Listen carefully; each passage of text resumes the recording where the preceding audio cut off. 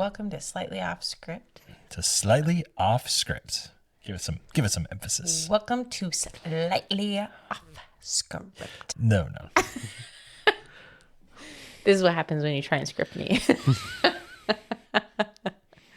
I didn't need to script you. I just needed you to do it better. Story of my life. That's the words of encouragement. You don't need to be perfect. You just need to be better. Just better. All right. Do I just start, or is there going to be like? Do you want me to do the? I can is do there the going to be music. music? I can do the music. Are you ready for this? Let's count down. We'll do like 5, 4, 3, 2. Welcome to Slightly Off Script, where we're here to remind you that marriage can be stupid good and wicked fun. I'm Bethany Needham, here with my co-host, Andy Needham. Hey, Bethany. Hey. Welcome to the show. That was the best intro we've ever done. Literally, probably top 3 best. We practiced that for at least a minute. By practice, you mean I did it and you're like, be better. No, that's not how that went. But we'll call it practice. We'll fight about that later. That's fine. So, what is the story? Like, why are we doing this? Why are we here? Oh, so much. Okay, first of all, we're here because we're married. So that's, to me, probably baseline. So we've been having a lot of conversations lately about marriage, and we're in kind of this weird, crazy transition in life right now where we have launched, at least for now, both of our babies, and it's you and I, like 24/7. Well, when you say babies, for those who don't know us, we didn't launch babies. They have grown. No, they are my babies. They are your babies, but they are now young adults. They are grown babies. Yeah. Good editing. Grown bottom babies. Yes.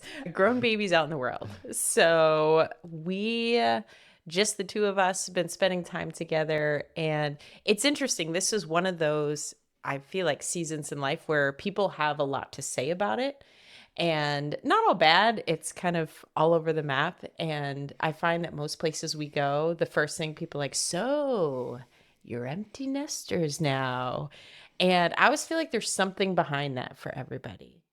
Yeah, I'm not sure what I think, though, we've said this so many times. And, for those listening, no matter what phase you're in of life, it feels like there's a truth. Every transition has that, right? So we have often said, like, when we were dating, people are like, enjoy your dating, because once you get engaged, and then play that forward for every single milestone, marriage, young marriage, pre-babies, whatever, young kids. And part of what we've discovered is that every season of life and every season of marriage has its unique privileges and its unique challenges. And that's part of what we want to talk about in these conversations that we're going to have. Absolutely. And I think one of the things for me unique to this time in our marriage is we have gotten to this place now. We're coming up on 22 years of marriage, which in the grand scheme, I mean, I know people who have been married much longer, but I'm finding that in more and more conversations with people who are either younger married or maybe same age, but just not as many years, we've entered that phase of, so tell me, like almost, what is the wisdom? What is something you've learned? Which I always feel super old when those conversations start. But as this season has happened, as I've thought a lot, I don't know if it's just with our kids heading off to college and making me extremely sentimental and thinking through things. There's just been a lot of different things in this season that have made me incredibly grateful for our marriage and just the gift that it is. And also, I think a humble, I don't know even the right word for it, but it's been humbling because I know that the gift that our marriage is did not come easy. Like this required, it took work. And I say a lot to people, I literally have it tattooed on my arm, by the grace of God. Like I just feel that very strongly right now at this point in our marriage. Yeah, having a rich marriage is not cheap. It comes at a high cost, and we're going to share some of those stories over the course of the episodes that we go through. And one of our commitments to each other to every time we have any platform is to find ways to be authentic, to put Christ at the center of everything that we do, but to share our story and to be able to share some of our weaknesses, which we'll do. But we're also going to have some fun. And so we were thinking about, this is sort of a test episode, partially for me to be able to figure out how all the technology works and see how that's going. And we are going to have a launch episode coming in November, and we're going to be very consistent, where our goal is weekly episodes. A couple different things that we still want to make interviews a part of it. Bethany has done incredible work in the podcast space with interviews, and so that'll be an element of that. But then we're also going to do a lot of things together in this, and we want to engage the listening audience with questions that you might have, and we have some really creative ways that we want to engage that as well. So before we get into what we're going to do today, I just want to say one of our goals is to make this sort of a video forward. We're still going to release on Apple Podcasts, Spotify, all the different channels. We have some real great imagination for what this could be, though, in a video space. And one thing that we need a little bit of help with is to continue to build on our YouTube subscriptions. And so if you want to do a simple thing you can do for free to help us continue to build that, is just to subscribe on our YouTube. We'll put a link in the show notes for that. So what are we going to do today, Bethany? I thought, if I'm correct, we're going to ask just a couple of questions of each other, but as a kind of a little being off script. We don't have a script. I know what I want to ask you. You know what you want to ask me, but we don't know what's coming. Yeah. How do you feel about that as someone who likes to prepare? I feel great because I'm the editor. Touche. All right. Fair enough. Then I'm going to let you go first. Okay. We said we'd do a serious question and a funny question, and we probably will be serious and funny in both of them, but we'll figure that out. So my serious question to you are the name of our podcast is Slightly Off Script. And I think that when I think about the scripts that we think about, the narratives that we play out in marriage, is there something that you are familiar with, whether it's in your own story or something that you hear commonly about marriage that you feel like is a bad script, sort of a lie, a deception, maybe a cheapening of marriage, and something that you would say is a bad script of marriage? Ooh, this is a good question. Thank you. You should do interviews. Best one yet. Best one. All right.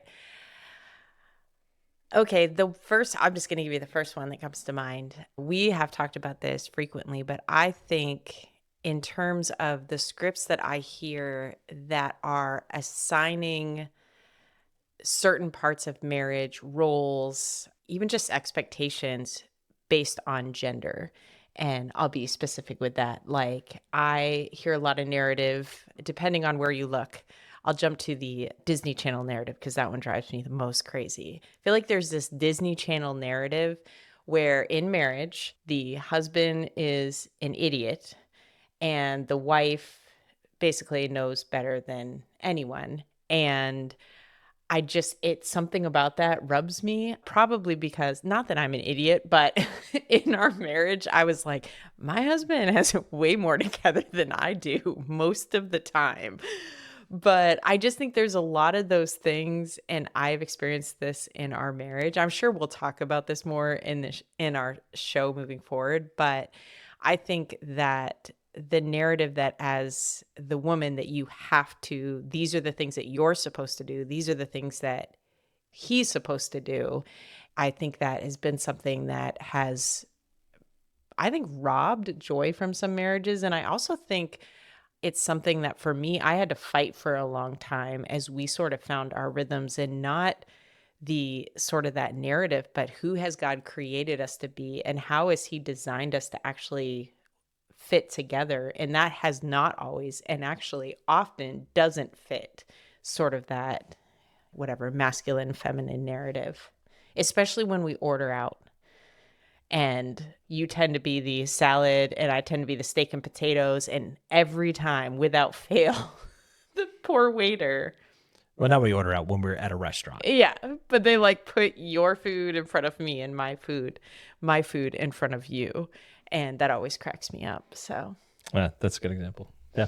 Thank you. You're welcome. All right. Do I get to ask my serious question? Yes, but I'm going to ask that you not rove around the microphone like crazy. You got to get the thing a little closer to your face. I'm sorry. I'm used to looking at who I'm talking to. I feel like you could readjust the microphone a little bit.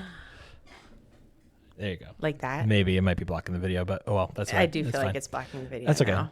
Guys, Just be closer to it. it's going to just do better. Okay. So my serious question, I feel like my questions are not going to be as good as yours, but here they go.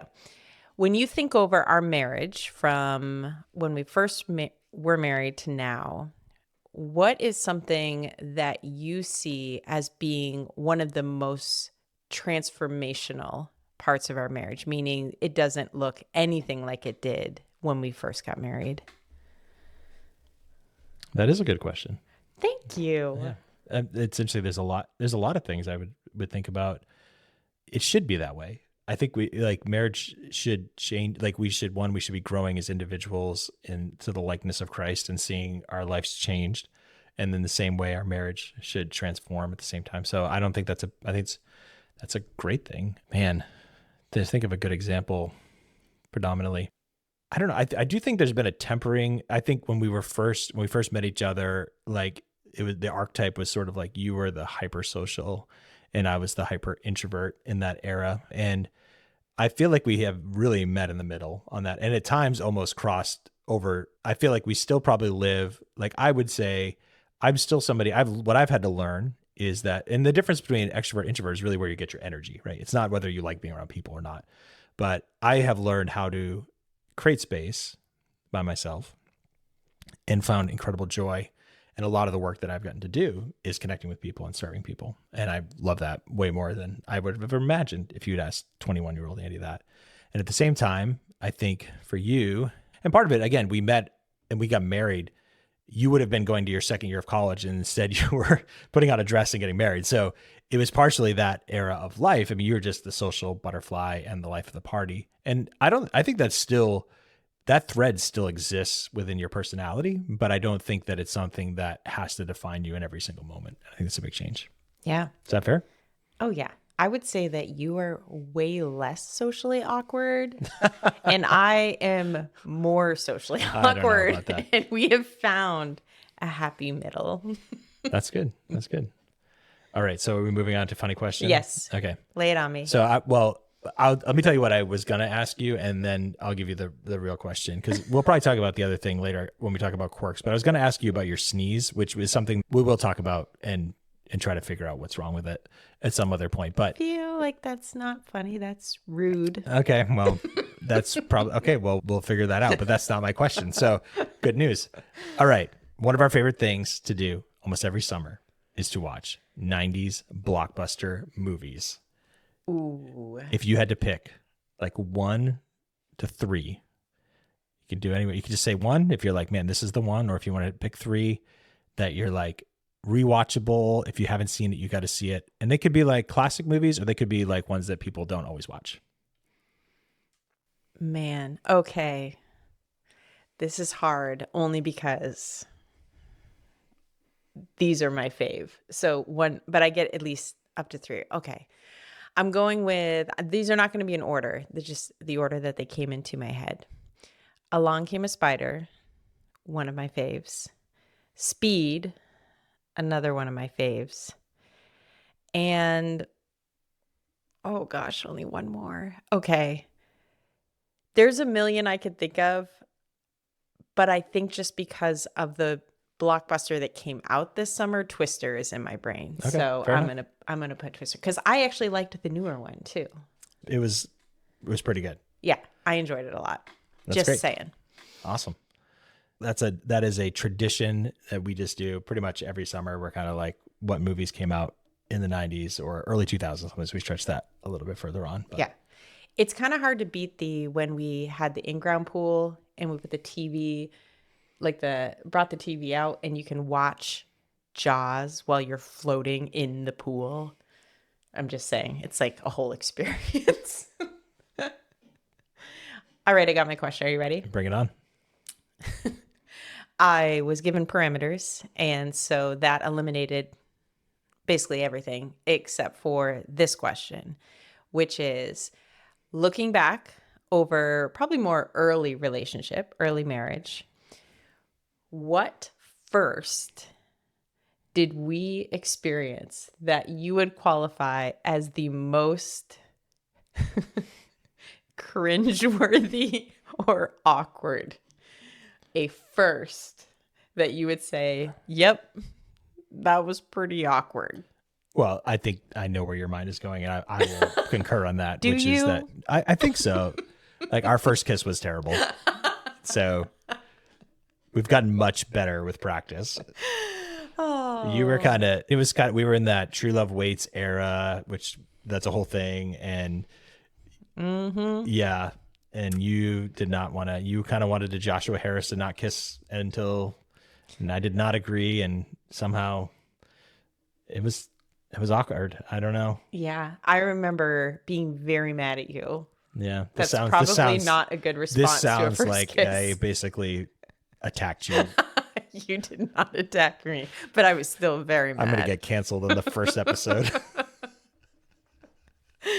Oh, just keeping it real. It's fine. Just remember, her favorite movie is A Long Game of Spider, and she likes to listen to like murder podcasts. So I keeps me on my toes. So would that have been what you would have answered? Yeah, I just wanted to leave it open because Oh, yeah. you said it couldn't be awkward. Which of my traumas caused by you is your favorite? You can list 1 to 3. Specifically ones that involve like your face, my face. It's fine. It's fine. Everybody's fine. Okay. Well, I guess we have some things to talk about between episodes, and we are going to keep working on this. We may be back with a few other teasers, but stay tuned. Again, if you could follow us on all the socials, Instagram. We now have a TikTok. I never thought that day would come, but somebody told me that was important. We have a TikTok? We do. Yes, we do. Can we learn to dance? I don't know. That's probably for a different platform. I think our kids would cancel whatever. us. I don't know. I don't know much about it, but we have one. And then again, YouTube, if you go and search, it'll be in the notes, but give us a subscribe there. Anything else you want to say? No, it's been fun. It's been fun. Thanks for hanging out with me. Did we live up to stupid, good, and wicked fun? It's been that way in my heart. Okay. I don't know how it was for them, but for me, it was a good time. You can let us know. Let us know in the comments. Take care.